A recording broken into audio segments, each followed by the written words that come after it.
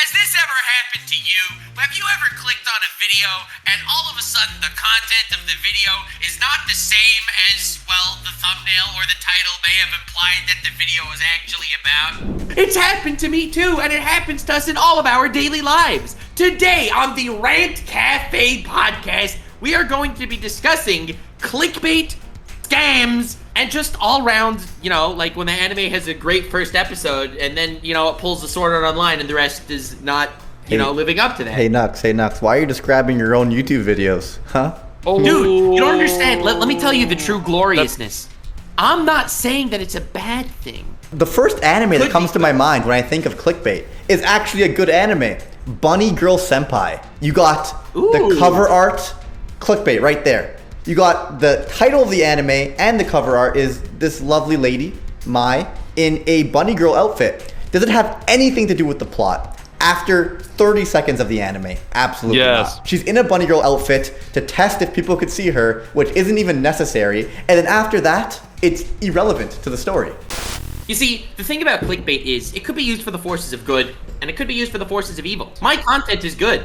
So, and I don't think I really clickbait that much, okay? You clickbait a lot. The amount of suspicious white substances on anime girl faces that I've seen on your thumbnails, I don't know, man. As a YouTuber, you're forced to clickbait, and titles and thumbnails get more and more ridiculous. For us YouTubers, we just try to make it so it's not misleading. It's not a scam. You don't feel weird after you click the video. At the end of the day, I do think having huge tits with like milk on them on the screen is clickbait. Well, I would admit on my Nuxanor channel I do clickbait. I do also think that clickbaiting is part of the game, but if it is something that's referenced in the video itself, then I wouldn't necessarily say it's overly clickbait. Like, not my latest one, the one before that, I was reacting to an animation channel that had boobas in all of the animation channel's videos. It was me reacting to all those videos. So what, am I not gonna, apply the booba formula to my thumbnail? Obviously I will. So Nux, you came up with this topic. Was there something specific you wanted to talk about? There were actually a lot of things I wanted to talk about. I was told by a friend that Amaranth was streaming on Twitch with 33,000 live viewers doing yoga ASMR, where she's basically sitting there in lingerie licking a mic. I'm going to correct you. She wasn't sitting there. The whole point of the yoga part was that she was in quite a more creative position than merely sitting. Merely sitting, that's amateur hour. I really don't think it's clickbait. Well, it is absolutely. She's giving them the content that she's promising. That's actually true. No, the problem with Twitch is the double standards where something accidentally happens on stream, you're out and about, and someone does something controversial that you had nothing to do with, you end up getting banned. Well, boy, that's why I'm saying that the 100% used to have a significant amount of hypocrisy. There's so many examples of accidents happening. Someone accidentally opening a link, or someone walking and someone does something behind them and they get in trouble for it. They literally have a line in their terms of service now that just because someone looks sexy doesn't mean it's sexual content. The viewer's discretion if it is sexual content or not. She's doing ASMR. ASMR is not inherently sexual. And then she's in yoga pants. She's in yoga pants in a specific pose. But you know what? She's fully clothed, and she's allowed to do it. The terms of service says that they don't allow sexual content. So it's up to them to decide what is sexual content or not. I would go as far as to say that something like this is sexual content. But once Twitch isn't doing anything about it, let them do it. I don't care. Or just do an age restriction, like 18 plus content. Do you hear what I'm saying, Nux? Dude, licking someone's ear, and writing. She writes the subscribers' names on her boobas. That's sexual content, man. Please. Much to the dismay of the anime fans of the world. Records of Ragnarok, right? Exactly. Records of Ragnarok is a manga that people were insanely excited about for the longest time. The whole story is like a massive tournament arc. People get boners with watching freaking My Hero Academia tournament arcs. Imagine a goddamn anime that's all just a tournament arc. The entire anime is a tournament between gods and humans throughout time. The gods want to do Ragnarok on Earth and kill everyone, whatever. But then they're like, humans are like, let us fight for our chance of survival. They chose the strongest humans in all of history to fight against these gods. And it's just a straight up tournament. And honestly, from the little I read, I don't know how much depth there's going to be here. but it was fucking badass. It was crazy hype, and it was funny. I was really looking forward to watching it today, but then everyone in my chat said it was garbage. I've heard great things about the manga too, and I just saw it on Netflix, and I'm like, oh shit, I gotta start watching this. So you're telling me it's shit? I haven't seen it. I can't talk about it. I haven't seen it either. I've just seen like the trailer and people's reactions. People are really disappointed. They say it's like a CGI slideshow, and oh no. Okay, I want to ask you guys a question. I want to hear an anime that you hated, but also, how would you make it better? Serial Experiments Lane, I would make it 1 episode. As Serial Experiments Lane, I would make it not exist. Konasuba, but there's sex scenes. Yeah, but I don't hate Konasuba, but I agree that would make it better. Rent the girlfriend, but the main character doesn't exist.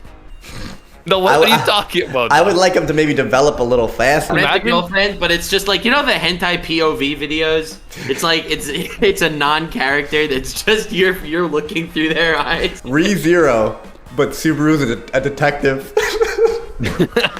Yes! Yo! ReZero, but Subaru is Sherlock Holmes. Boom! Boom. Instant 10 out of 10. No game, no life, but Shiro's an adult. No game, no life, but there's no Shiro. Nothing would change. Oh, I thought you said Fate Stay Night. I'm stupid. Fate Stay Night, but there's no Shiro. There we go.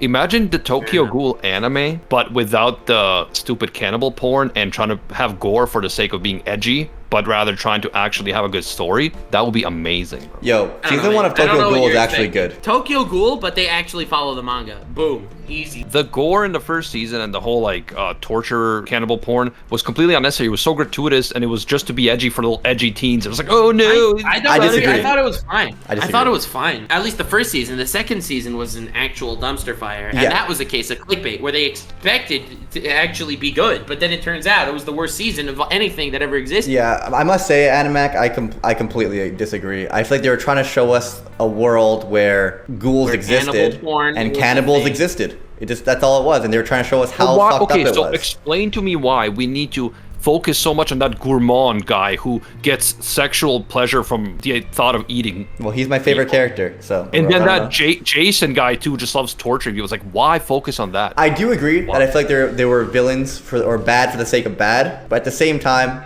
I think you're over complaining against it's gore. Oh yeah, no, but Todoroki's a bad character, but that wasn't good. Oh yeah, fair enough. Briggs. No. Yes.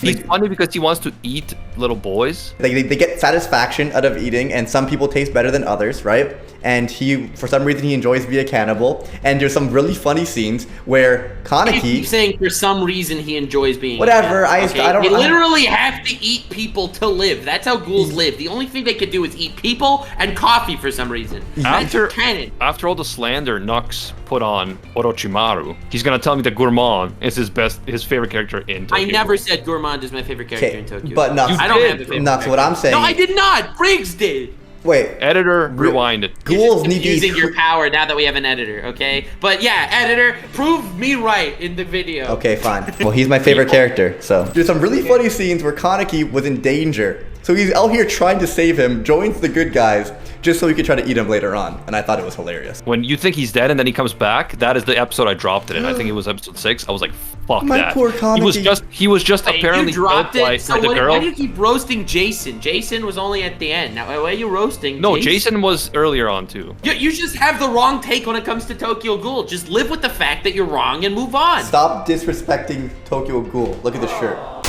Oh man, drama clickbait is the craziest because so many YouTubers just are drama YouTubers. So they have to clickbait a video to make the person they're talking about seem as bad as possible. Now, sometimes they are bad, but often it's just like, this person is terrible. In reality, what did they do? They were like rude to someone. I mean, you're talking about the content itself. I think the titles are where the clickbait gets real. Like, this person literally someone. And then it'll have like in the video, wow, he just destroyed her in like Call of Duty Warzone. Damn. Back in the day that I played when I was in like elementary school was the way you would say own someone. But in the power scaling community on YouTube, they still do it. It's like, do it? Dude. They do. The power scaling community? What are you talking about? Kakashi would literally molest a guy if he fought him in a fight. I was Dude, like, whoa. Some of the terminology the power scaling community uses is low-key gross. Well, they don't use like racial slurs, but aside from that, dude, damn. You should see what happens on the private servers. Oh, the private servers are disasters. I've seen. Someone like I used to make a couple videos, Saitama versus Goku and some tournament brackets and stuff. Did you, Briggs? People would like call me and DM me a lot of terrible things, and sometimes people would even get into a call with me. And like the way they would talk just blew my mind. I'm like, if any of this was recorded and went out, you're canceled for life. Yo, if you enjoyed this video, please subscribe because I'm doing these once a week. If you're unaware, this is a highlight reel from the latest episode of The Rant Cafe. It is a podcast that I am part of and I co-host weekly, and the full episodes are uploaded to Spotify. It is an exclusive Spotify podcast. They sponsor us and I genuinely appreciate them. And believe it or not, it is free there. To watch the full episodes as well as the entire backlog, click the link in the description.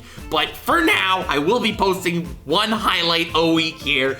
Thank you so much. Love you guys. Subscribe. See you next time.